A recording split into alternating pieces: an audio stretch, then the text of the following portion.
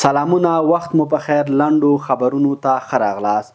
د کونړ ولایت روغتیایي مسؤلین وایي خلکو ته د غوره روغتیایي خدمتونو وړاندې کول او اسانتیاو برابرول هغه څه دي چې د TPM په نوم یوې خپلواکې ادارې له لوري تر ارزونې وروسته سږکال کونړ د ټول هیواد په کچه لومړی مقام خپل کړی.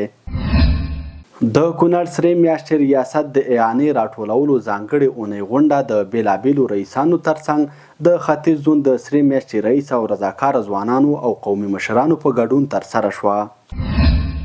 د کاپیسا تګاب ولسوالۍ کې د 14 میلیونه افغانیو په ارزښت د روغتیایي زده کړو یو انسټیټیوټ لپاره د ودانۍ جوړولو چارې پیل شوې.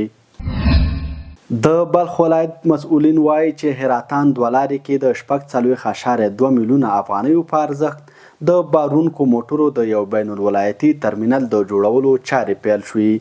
یا ترمینل د ولایتونو ترمنځ د بارونکو موټرو د تنظیم په موخه په 1000 جریبه ځمکه کې جوړیږي.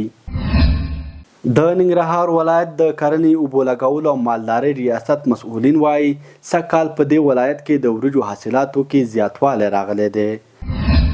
د پکتیا په مرکز ګردیز او 14 ولسوالیو کې د سبزیجاتو 145 شنو خونو د جوړولو چارې پیل شوې.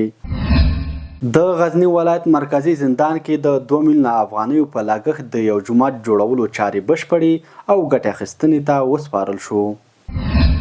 د نیمروز ولایت له مرکز زرن ښار څخه پر نشه یي توکو اخته 40 روږدي کسان راټول او د درملنې په موخه د یاد ولایت سلبستریز روغتون ته ولېږدول شو.